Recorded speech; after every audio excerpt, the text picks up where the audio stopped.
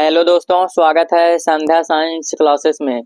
आज हम Bihar board inter परीक्षा 2026 एग्जाम के लिए केमिस्ट्री करने वाले हैं। केमिस्ट्री का चैप्टर नंबर दूसरा है, जिस चैप्टर का नाम है विलयन यानी कि सॉल्यूशन। ठीक है, तो इससे पहले मेरे भाई बहन लोग हेनरी का नियम हम बता चुके हैं, जो कि पार्ट 3 तक हुआ था। आज मेरे भाई लोग पार्ट 4 है। इसमें आप लोग को राउल्ट का नियम को बताने वाले हैं, जो कि बिल्कुल आसान भाषा है मेरे भाई बहन लोग। हेनरी का नियम, राउल्ट का नियम, आदर्श विलयन, अनादर्श विलयन, ये सब मेरे भाई लोग बहुत इंपॉर्टेंट है दूसरा नंबर चैप्टर में, जो कि कई बार आपके एग्जाम में पूछा ही गया है। ठीक है, तो राउल्ट का नियम को आज हम लोग बेहतर ढंग से समझेंगे मेरे भाई लोग। तो आप लोग से रिक्वेस्ट है कि वीडियो को शुरू से अंत तक जरूर देखिए, आपको पूरा कंप्लीट समझ में आ जाएगा। ठीक है, तो बिना समय गवाए वीडियो को शुरू करते हैं। तो आज का सुविचार मेरे भाई लोग क्या है, तो आज का सुविचार जान लीजिए। कहा जा रहा है, कामयाबी एक दिन में नहीं मिलती। ठीक है, कामयाबी एक दिन में नहीं मिलती, लेकिन एक दिन जरूर मिलती है। इसलिए हम सभी भाई बहनों मित्रों को मेहनत करते ही रहना चाहिए। कभी भी संघर्ष से, मेहनत से पीछे नहीं हटना चाहिए। ठीक है, जो इंसान संघर्ष से परिचित नहीं होता, इतिहास गवाह है कि वह कभी चर्चित नहीं होता। इसीलिए मेहनत करते रहे मेरे भाई लोग, कामयाबी एक न एक दिन जरूर मिलेगी। ठीक है, तो चलिए इस थॉट पर विशेष और नहीं फोकस करते हैं और आगे बढ़ते हैं। तो आगे कक्षा 12वीं रसायन यानी कि केमिस्ट्री, अध्याय 2 विलयन यानी कि सॉल्यूशन। ठीक है, राउल्ट का नियम मेरे भाइयों लोग, राउल्ट लॉ। तो अब इसको समझने का प्रयास करेगा, बिल्कुल सिंपल भाषा में समझाएंगे। राउल्ट का नियम, ठीक है, विलयन की वाष्प दाब से संबंधित है। राउल्ट का नियम विलयन की वाष्प दाब से संबंधित है। यह नियम विशेष रूप से तरल विलयन के लिए लागू होता है। किसके लिए? तो तरल विलयन के लिए लागू होता है। ठीक है, तो राउल्ट का नियम कहता क्या है, अब इसको समझने का प्रयास करिएगा। राउल्ट का नियम का कथन, किसी विलायक, ठीक है, किसी विलायक के वाष्प दाब में आई कमी, किसी विलायक के वाष्प दाब में आई कमी उस विलायक के मोल अंश के समानुपाती होती है। ठीक है, उस विलायक के मोल अंश के क्या होते हैं, तो समानुपाती होती है। ठीक है, इससे भी एक और मेरे भाई लोग इसका है डिफिनेशन, या इस प्रकार से भी कह सकते हैं, क्या है, तो किसी आदर्श विलयन में किसी संघटक का आंशिक दाब उस संघटक के मोल अंश के समानुपाती होता है। क्या होता है? मोल अंश के समानुपाती होता है। यही मेरे भाई लोग राउल्ट का नियम है। ठीक है मेरे भाई लोग, यही राउल्ट का नियम है, जो कि बहुत इंपॉर्टेंट है। आपके एग्जाम में कई बार मतलब प्रश्न आया है, राउल्ट का नियम क्या है। ठीक है, तो क्या है, किसी विलायक के वाष्प दाब में आई कमी उस विलायक के मोल अंश के समानुपाती होता है। क्या होता है? उसके मोल अंश के समानुपाती होता है। अब इसका सूत्र क्या होता है वो भी बता रहे हैं, तो थोड़ा सा यहाँ पे ध्यान दीजिएगा। इसका गणितीय रूप क्या हो जाएगा, मान लीजिए दो संघटक है। क्या है? दो संघटक, पहला मेरे भाई लोग विलायक और दूसरा विलेय।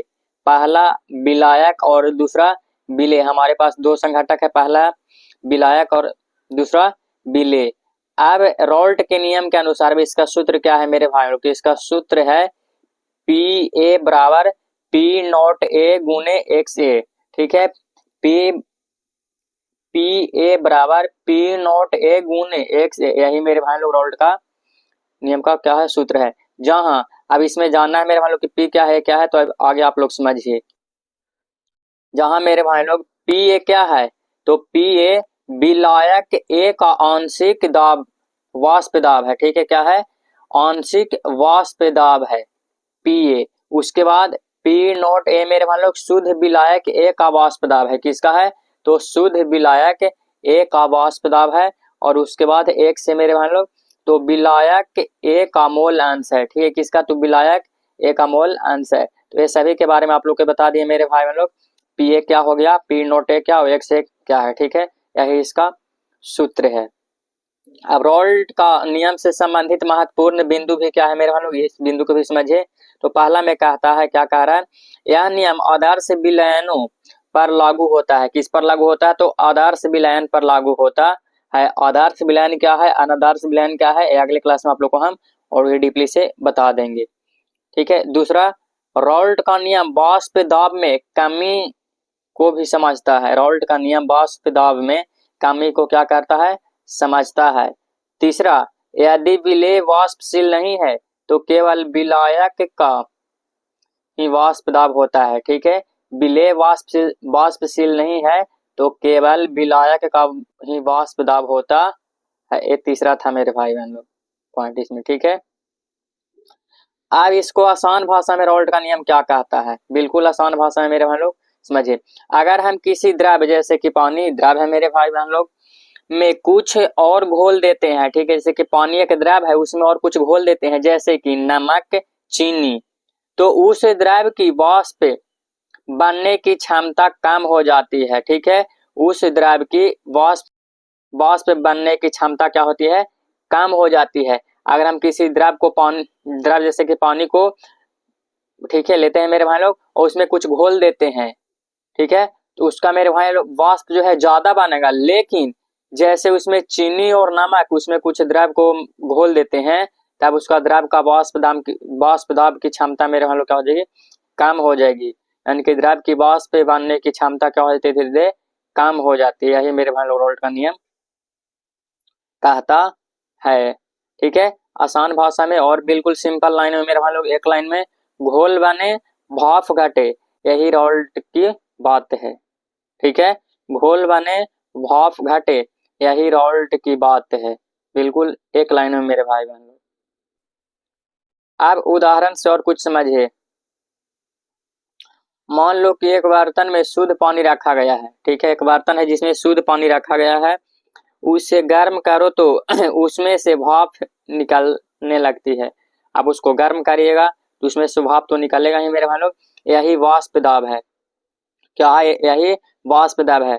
मान लीजिए कि किसी बर्तन में मेरे भाई लोग, किसी पात्र में जो भी खाना बनता है, ठीक है, तो उसमें मेरे भाई लोग शुद्ध पानी है, तो पानी मेरे भाई लोग उसको हम लोग गर्म करेंगे तो उस पर एक ढक्कन इस प्रकार से लगा हुआ रहेगा।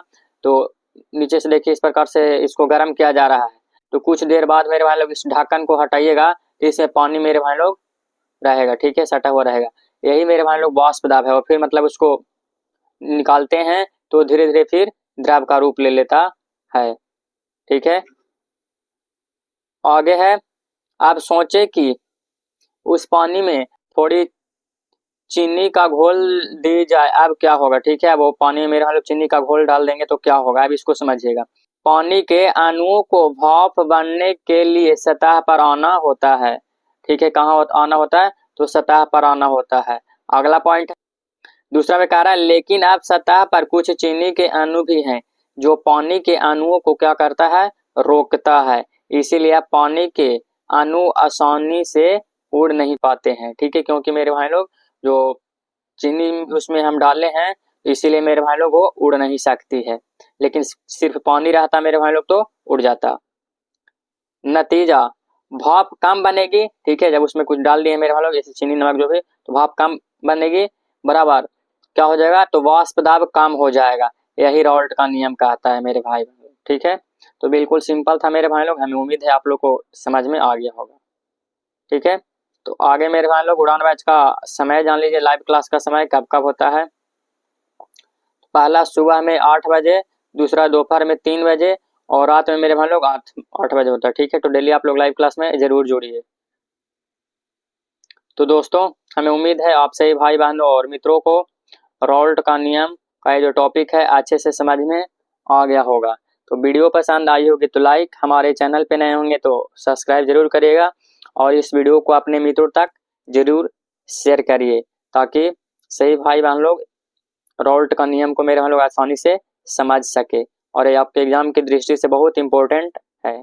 तो मिलते हैं आप सही भाई बहनों और मित्रों से अगले क्लासेस में। तब तक पढ़ते रहिए, आगे बढ़ते रहिए। जय हिंद, जय बिहार।